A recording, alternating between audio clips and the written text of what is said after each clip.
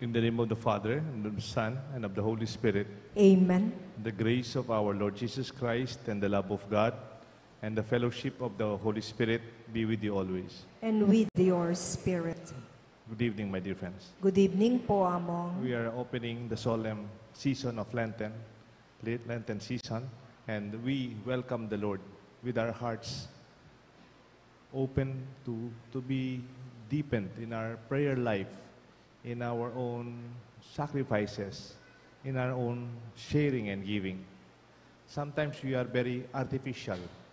Sometimes we are forced to do some things because of public opinion or because of others might say something.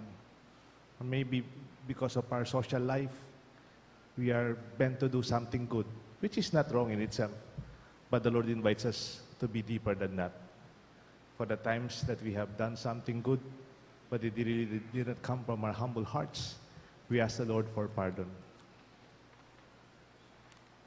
Together we pray, I confess to Almighty God and to you, my brothers and sisters, that I have greatly sinned in my thoughts and in my words, in what I have done and in what I have failed to do, through my most grievous fault.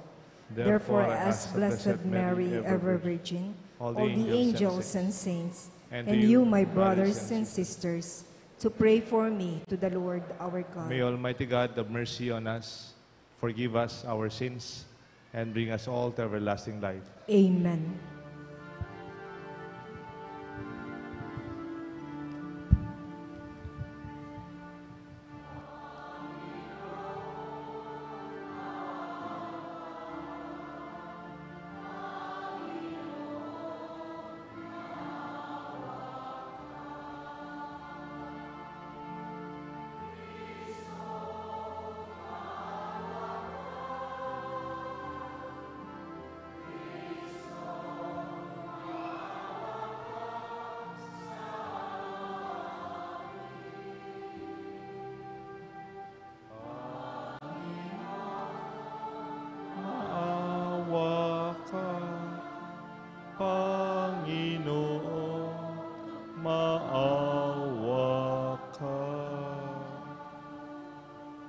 Let us pray.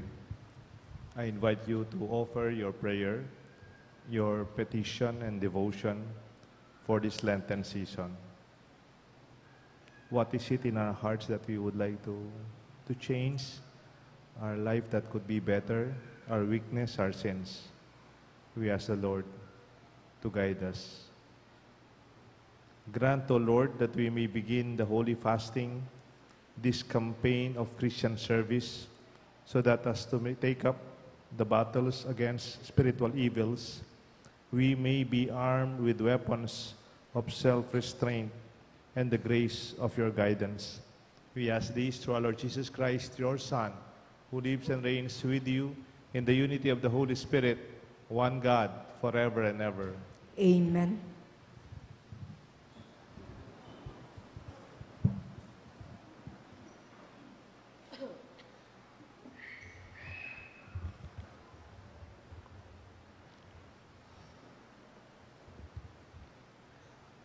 A reading from the book of the prophet Joel.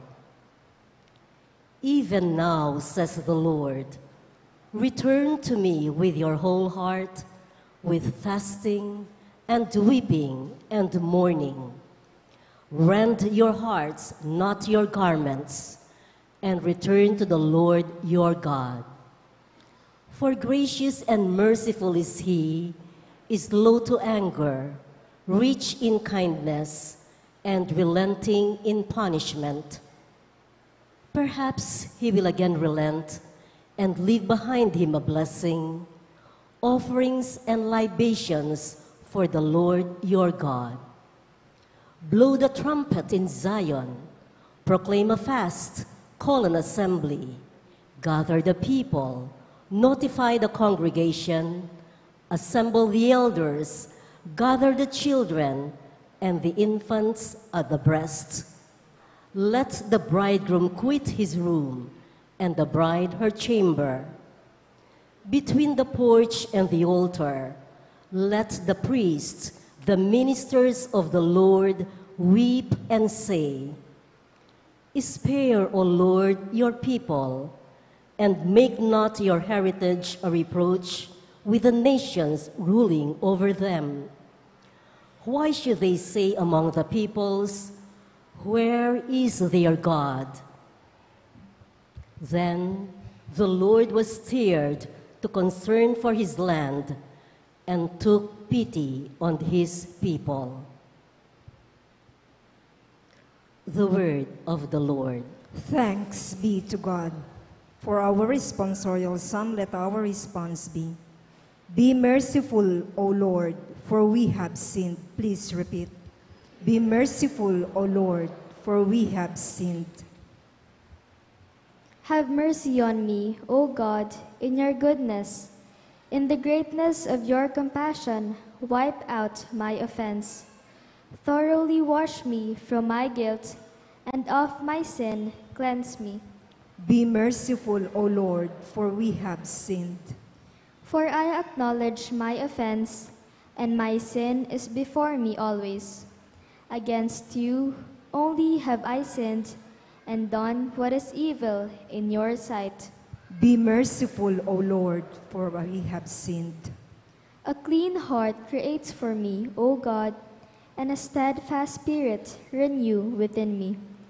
Cast me not out from your presence, and your Holy Spirit take not from me. Be merciful, O Lord, for we have sinned. Give me back the joy of your salvation, and a willing spirit sustain in me. O Lord, open my lips, and my mouth shall proclaim your praise. Be merciful, O Lord, for we have sinned.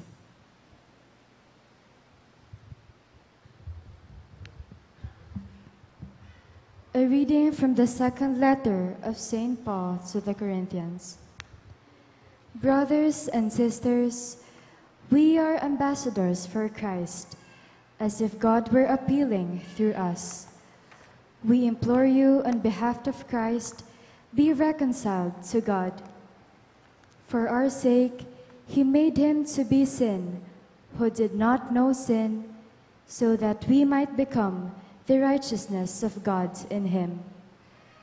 Working together, then, we appeal to you, not to receive the grace of God in vain. For he says, "In unacceptable time I heard you, and on the day of salvation I helped you.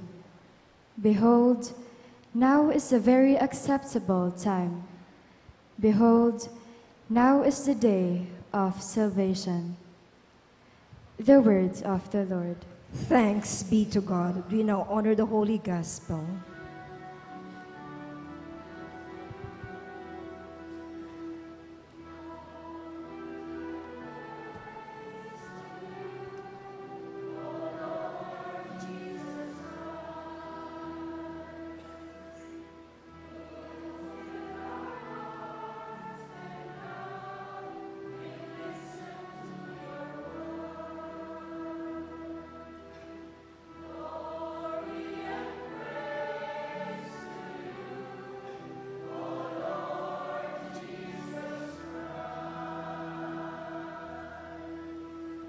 Altogether, if today you hear his voice, harden not your hearts.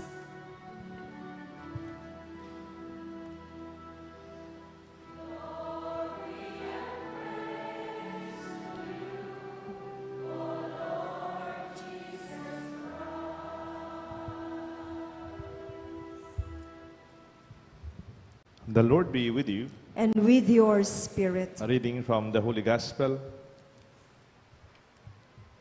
according to Matthew. Glory to you, O Lord.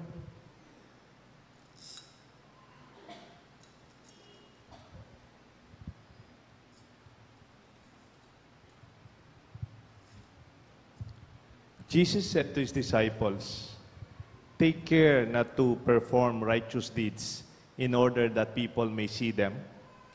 Otherwise, you have no recompense from your heavenly Father. When you give alms, Do not blow a trumpet before you, as the hypocrites do in the synagogues and in the streets, to win the praise of others. Amen, I say to you, they have received their reward. But when you give alms, do not let your left hand know what your right hand is doing, so that your almsgiving may be in secret, and your Father who sees in secret will repay you. When you pray, do not be like the hypocrites who love to stand and pray in the synagogues and on street corners, so that others may see them. Amen, I say to you, they have received their reward. But when you pray, go out, go into your inner room, close the door, and pray to your Father in secret. And your Father who sees you in secret will repay you. And when you fast, do not look gloomy like the hypocrites. They neglect their appearance so that they may appear to others to be fasting. Amen, I say to you, they have received their reward. But when you fast, anoint your head and wash your face, so that you may not appear to be fasting, except to your Father who is hidden. And your Father who sees what is hidden will repay you. My dear friends, my dear brothers and sisters, the Gospel of the Lord. Praise to you, O Lord Jesus Christ.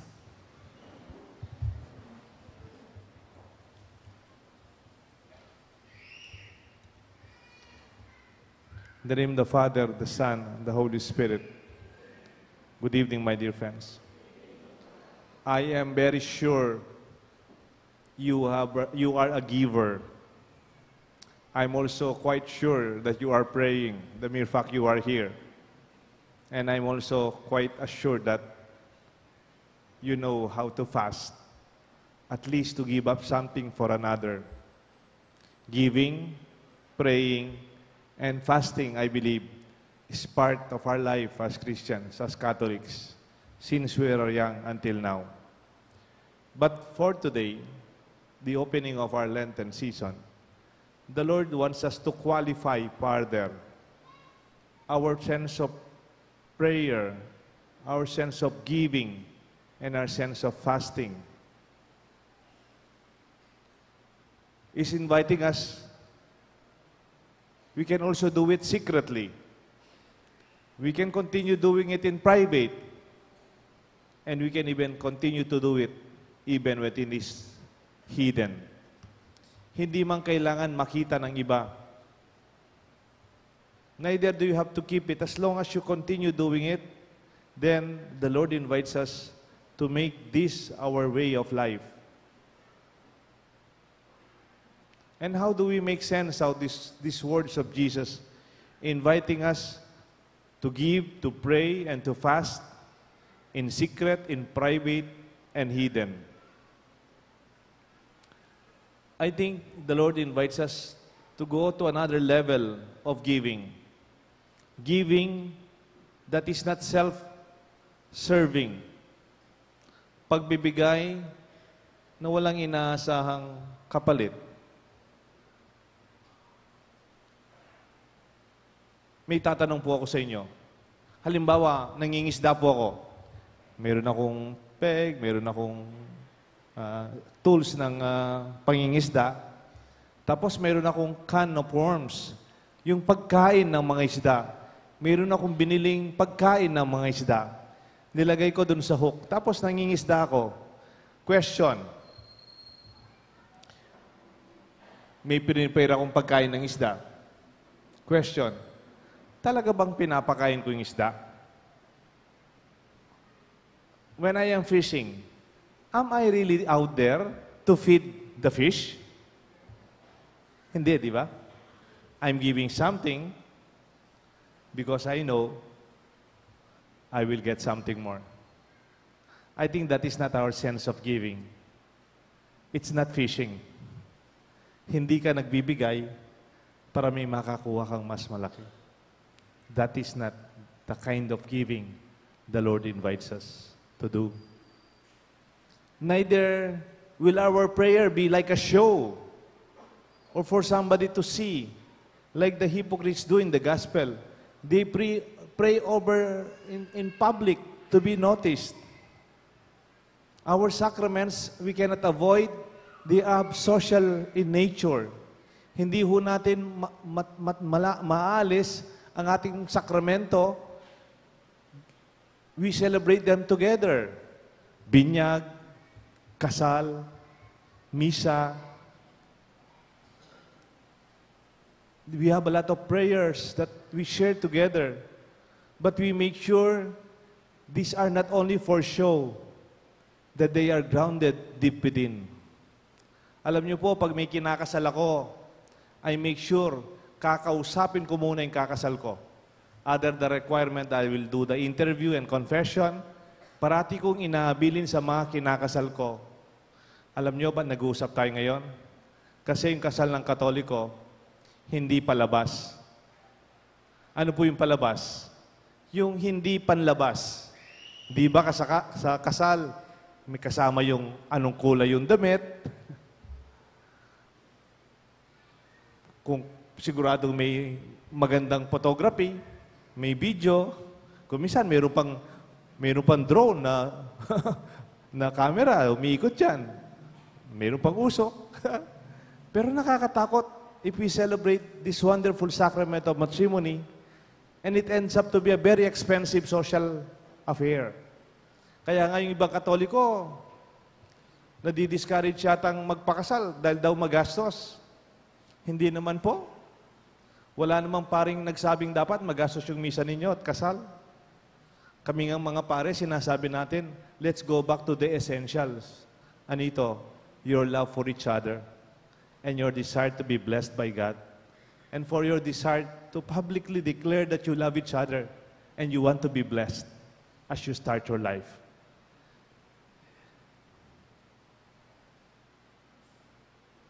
And we also say that our sacrifices, our fasting, are not superficial. They are consistent from outside, inside, from inside and outside. Totoo. Marami pong fake ngayon. Pati yung sakripisyo pwedeng maging fake. If it is only done for something that is not sincere. Meron po akong kilala dito sa St. Jude, marami. Mga lola, mga lolo. Kuminsan hindi man makalabas kasi nagbabantay ng apo. That's a lot of fasting. And they don't brag about it. They give up their own luxury kasi retired na sila. Itong mga lola, mga lolo, retired na yan. They deserve to rest. They already took care of their children. At ngayon, meron na silang apo. Sila na naman nagbabantay. And I never heard anything from them. I think this is already a very deep expression of what we mean by the gospel. Therefore, our giving, our praying, our fasting and sacrifices, it is already a way of life. Diba, if it is already our culture, may bisita, walang bisita, we do it. Tama ho ba yan? We don't do it because other people would be there for us, for them to see. It is already natural. And it will continue. This is what we pray for, not only for us, but even for the young. May our faith not be an intellectual conquest, a reasoning, or something that is Instagrammable, or magandang i-post sa social media. Because the truest person that you are is when nobody's looking. Ang pinakatotoong pagkatao mo pag walang nakakakita. Minsan meron po akong nabasang malit na libro when I was still a young priest. And this book talks about internalized personal attitude of strength and determination to be decided in what you do. At mayroong isang chapter doon, hindi ko makalimutan yung chapter. Yung title niya, Wowse. W-O-W-S-E. Wowse. Sabi nung Wowse attitude, Ang gusto sabihin ng wowse attitude, when you are determined, when you believe in what you do, kahit wala kang kasama, kahit walang nakakakita, kahit hindi ka susuportahan, kahit ikaw lang mag-isa, wowse. Ang gusto sabihin, with or without someone else, I will do it anyway. I will give, wowse. I will pray, wowse. I will fast, with or without someone else. Because this is my prayer. This is my decision. This is my way of life. Nung maliit po ako, lumaki po ako sa lola ko. Ako yung panganay na apo. Nung panahon, medyo matagal na po ito, dun sa bahay ng lola ko, wala pong jetmatic. Wala pong nawasa. Yung source ng water namin, hand pump. And every morning, I could see my grandmother pour out a few liters of water into the dried pump, water pump, and she will pump prime. And then after a few minutes, lalabas po yung tubig. And to my surprise, and to my amazement, konti lang yung nilagay ng lola ko, 2, 3, 4 na tabo, 4 na litro, 3. Pero lumalabas, the whole day, pwede kang maligo, pwede kang maglinis, pwede kang maglaba, pwede kang magluto, you can water the plants. Wow! Ang lumalabas, ang dami-dami. Sabi ko, siguro, itong water pump na to, siguro may magical capacity. Konti lang yun nilagay, pero ang daming lumabas. Wow! Yun ang pag-iisip ko noon. It is a magic mechanical pump that brings out more than what was given. Ngayong matanda na po ako, tayo lahat, alam naman natin, it is not the pump. Hindi naman po yung source yung poso. The real source is deep down there. You do not see it. It's not obvious. It is actually hidden. That is the real spring of grace that we celebrate every day.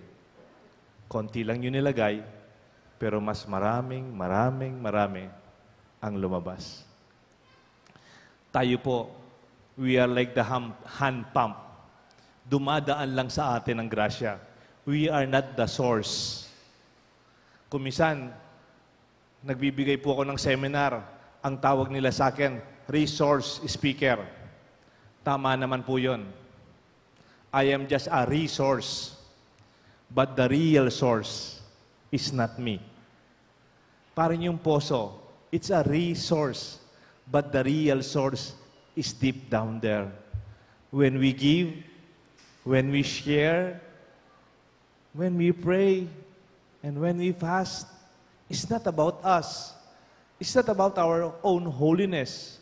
In spite of us, we are like that hand pump bringing forth so much graces if you just allow it. When you receive the sign of the cross of ashes later, the ash in your forehead does not mean you are holy or holier than others or righteous. No. That sign of that ash in your forehead is for us expressing, I am not worthy. I am not perfect.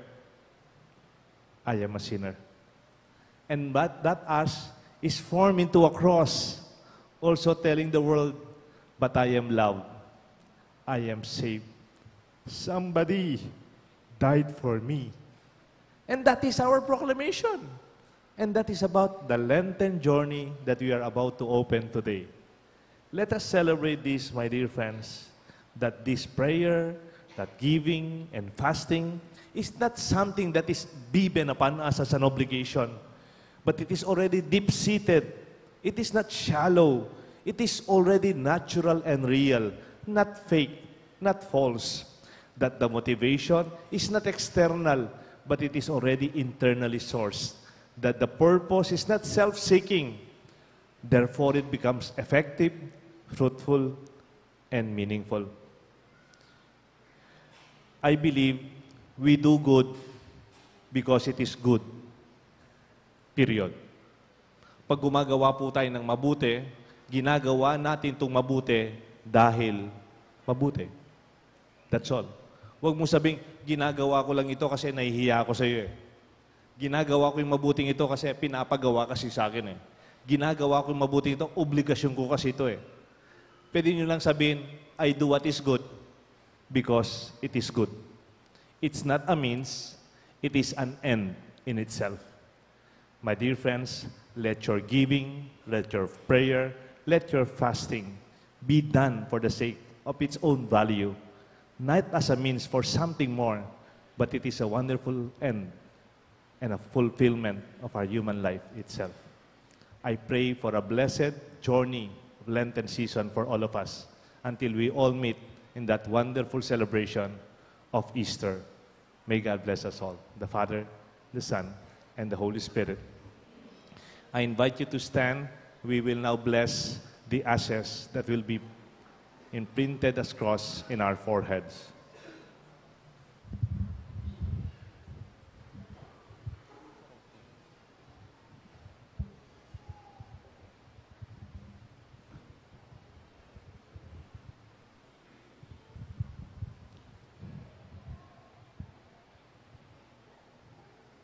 Blessing and prayer over the ashes. Dear brothers and sisters, let us humbly ask God our Father that He may be pleased to bless the abundance of this grace from the palms of last year's celebration. Now they have turned into ashes, which we now put upon our foreheads as penitence. O God, Almighty Father, who have moved by the acts of humility and respond with forgiveness to the works of penance, lend your mercy and your ear upon us to our prayers. Your kindness pour unto the grace and bless your servant who are marked with his ashes, that they may follow you in this Lenten journey and observances. They may be worthy to come with minds made pure to celebrate the Paschal mystery of your Son, who lives and reigns forever and ever. Amen.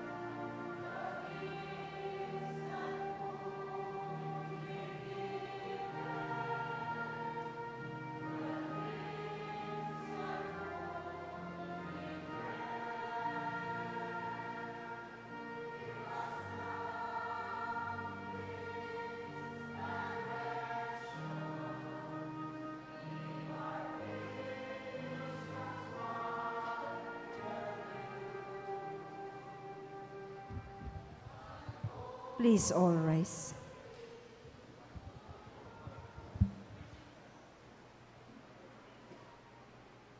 Having begun our Lenten journey, let us pray to our Heavenly Father that He may help us to become more faithful to the gospel and give faith to the strength and tread the path of true repentance and holiness. We shall answer, "Hear us, O Lord, and show us your mercy." Hear us, O Lord, and show us your mercy. That the Pope, bishops, priests, and deacons may welcome Lent as an acceptable time of renewal through their sincere works of fasting, prayer, and almsgiving, we pray. Hear us, O Lord, and show us your mercy. That government officials may be led to inner conversion and reject all kinds of abuses which degrade the dignity of the human person, we pray. Hear us, O Lord, and show us your mercy. That the mark of ashes on our forehead may remind us of our human frailty and help us have a change of heart so that we can live in humility and loving service to our brothers and sisters, we pray.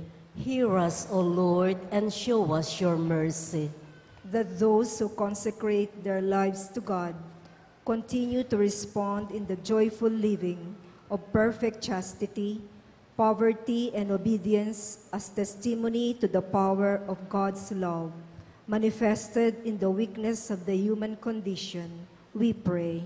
Hear us, O Lord, and show us your mercy. That the Lord Jesus may take into paradise our departed brothers and sisters, and at the end of our own journey, welcome us to that same place He has prepared for us in the Father's kingdom, we pray. Hear us, O Lord, and show us your mercy. We now pray for our own personal intentions. Almighty Father, hear our petitions. May the season of repentance bring us your forgiveness and lead us to the joy of Christ's victory over sin and death. We ask this through Christ our Lord. Amen.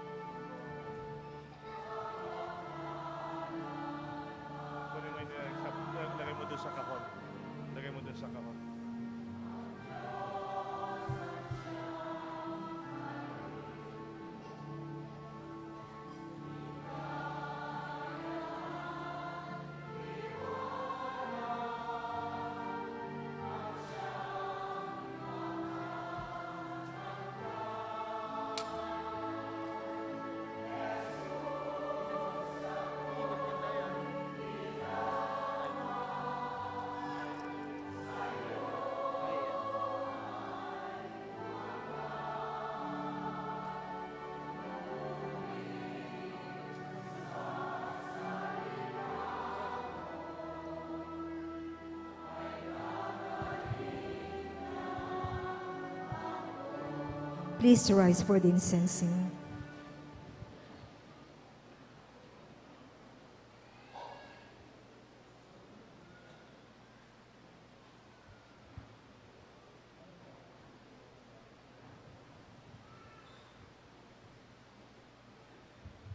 Pray, my dear friends, that the sacrifice may be made acceptable to God the Almighty Father.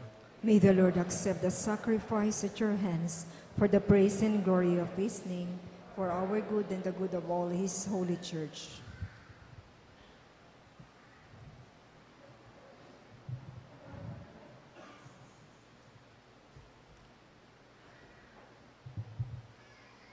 As we solemnly offer the annual sacrifice of the beginning of Lent, we entreat you, O Lord, that through the works of penance and charity, we may turn away from harmful pleasures and be cleansed of our sins, may become worthy to celebrate devotedly the passion of your Son, who lives and reigns forever and ever. Amen. The Lord be with you. And with your spirit. Lift up your hearts. We lift them up to the Lord. Let us give thanks to the Lord our God. It is right and just. It is truly right and just, our duty and our salvation, always and everywhere, to give you thanks, Lord, Holy Father, Almighty and eternal God, for you will that our own self-denial should give you thanks, humble our sinful pride, contribute to the feeding of the poor, and so help us imitate you in your kindness. And so we glorify you with countless angels, and with one voice we praise you and we acclaim.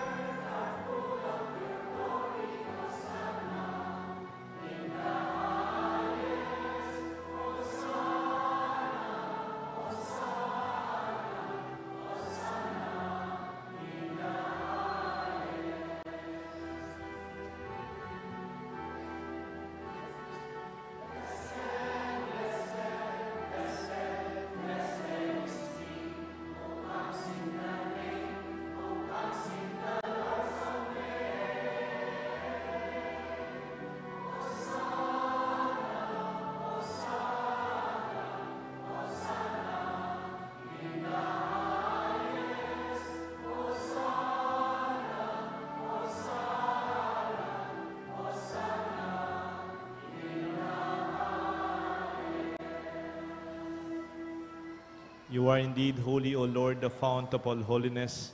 Make holy, therefore, this gift, we pray, by sending down your Spirit upon them like the dew fall, that they may become for us the body and blood of our Lord Jesus Christ. At the time he was betrayed and entered willingly into his passion, he took bread, giving thanks, he broke it, and gave it to his disciples, saying, "Take this, all of you, and eat of it, for this is my body, which will be given up for you."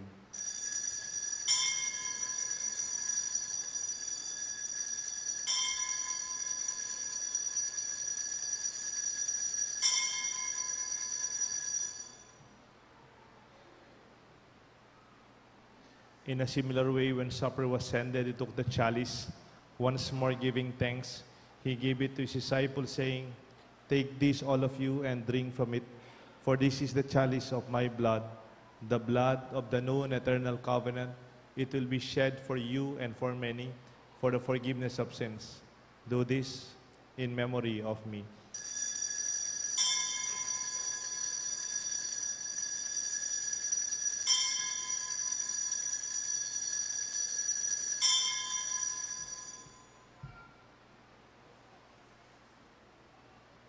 Let us proclaim the mystery of faith.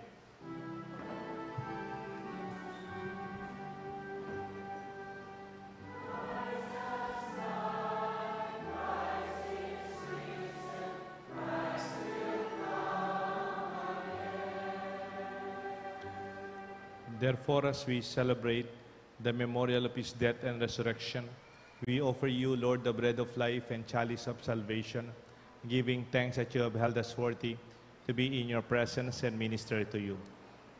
Humbly we pray that partaking of the body and blood of Christ, we may be gathered into one by the Holy Spirit. Remember, Lord, your church is spread throughout the world, and bring her to the fullness of charity, together with Francis, our Pope, Florentino, our Bishop, and all the bishops and priests, and all our brothers and sisters who serve you in our church and in our parish at St. Jude. Lord, we offer to you the thanksgiving of Elpidio and Magdalena del Rosario for their wedding anniversary, for the thanksgiving of Mr. and Mrs. Kenneth Gimotea, for the birthday thanksgiving of Alfredo Ibarrientos, for the intentions of Mr. and Mrs. Joseph Gamboa, for the good health of Ligaya Lagasca. Remember our brothers and sisters who have fallen asleep in the hope of the resurrection. Julius Rivera, Rosana Cosio, Julius Armando Miklat, Maria Luisa Sunglao, Rene Horolan, Roland Alberto, Benjamin and Isabel Lagman, Christina. Welcome them, Lord, into the light of your face.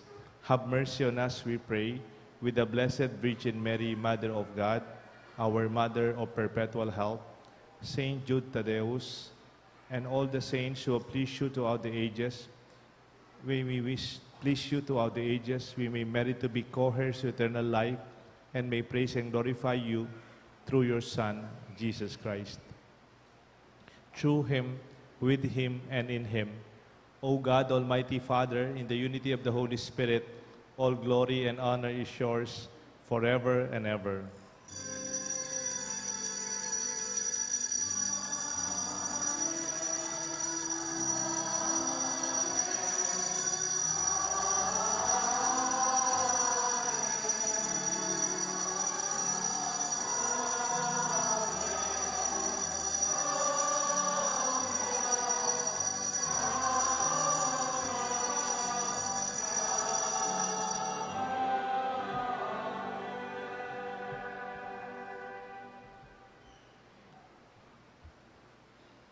At the Savior's command and formed by divine teaching, we all together pray.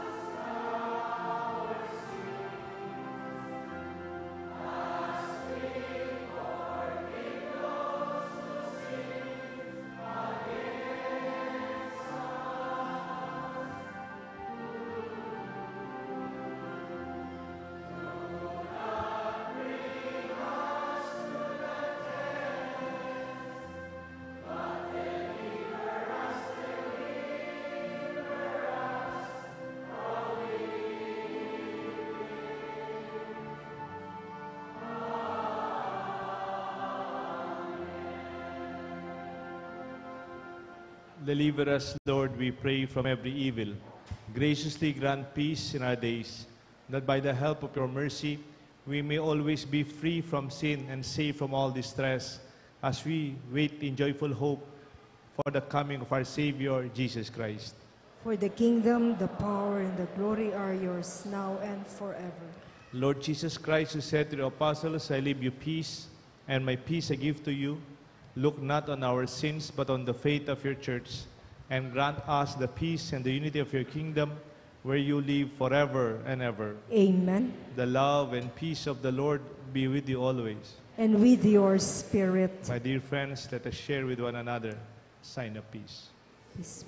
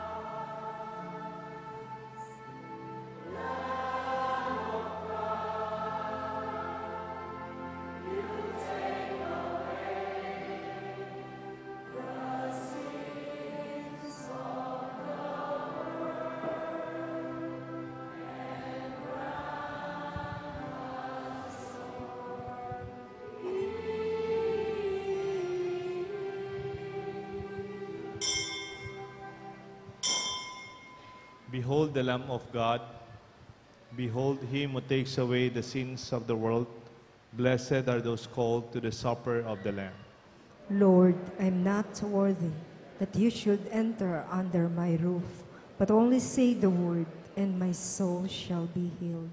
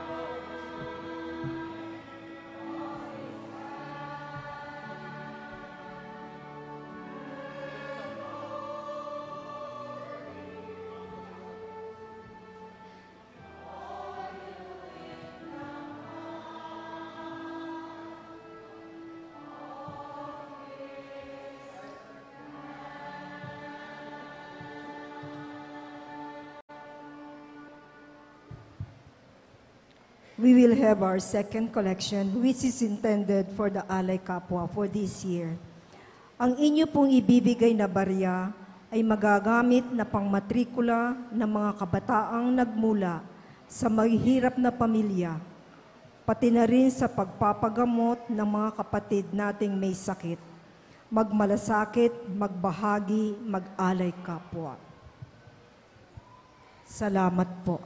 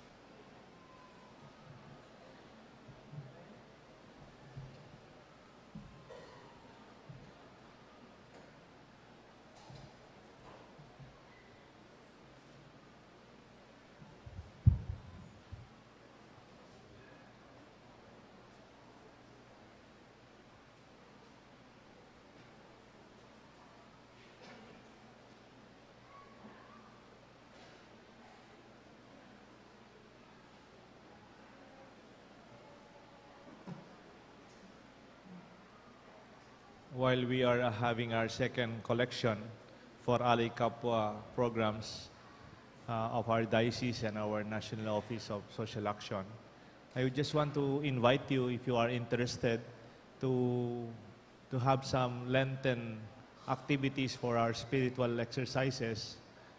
One of these will be our Lenten recollections. On March 30, it's a Saturday morning, we invited the Parish priest of St. Jude, Manila, Father Linus, who already celebrated Mass here, to be our recollection master in our parish. So I will be very happy to host him here on March 30 morning from 8 o'clock until lunchtime. I will join him before the Mass, before lunch Mass, and we hope to have you with us for our parish Lenten recollection. If you cannot make it on March 30, April 9 is a holiday. April 9 is a holiday. I think it is a Tuesday. BCBP, the Brotherhood of Christian Businessmen and Professionals, will also be hosting a Lenten recollection, which they are doing this yearly. It is also from, I think they are starting earlier with a breakfast, 7:30 in the morning, and then will be until lunchtime. April 9, Tuesday, BCBP, Lenten recollection here at St. Jude also. This time I will be the recollection facilitator. So you have two options for our Lenten recollections in our parish. And please just keep posted. We will be announcing also our parish confessions. Ang tawag natin, kumpisalan ng bayan. We usually have them 2 evenings. Kung di tayo matatapos sa isang gabi, we will do it again for another evening during Holy Week. Thank you very much for your participation for our Alay Kapwa donations. This will be forwarded to our Social Action Office. Let us all stand and offer our final prayer, and let us receive God's blessings.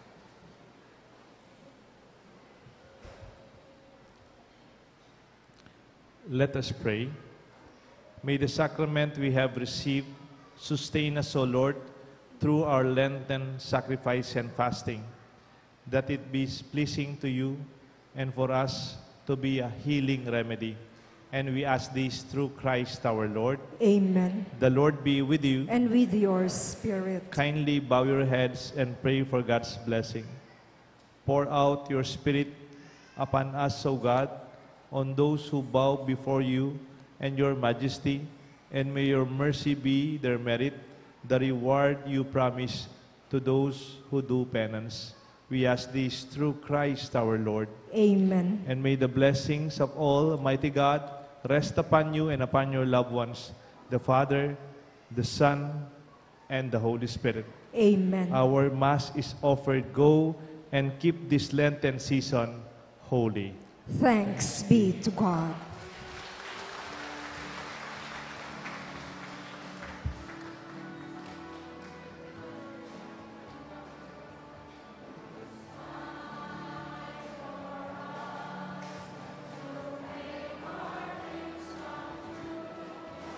A guiding voice to tell us what to do. It's the time to change ourselves and show the world that we still care for men and we live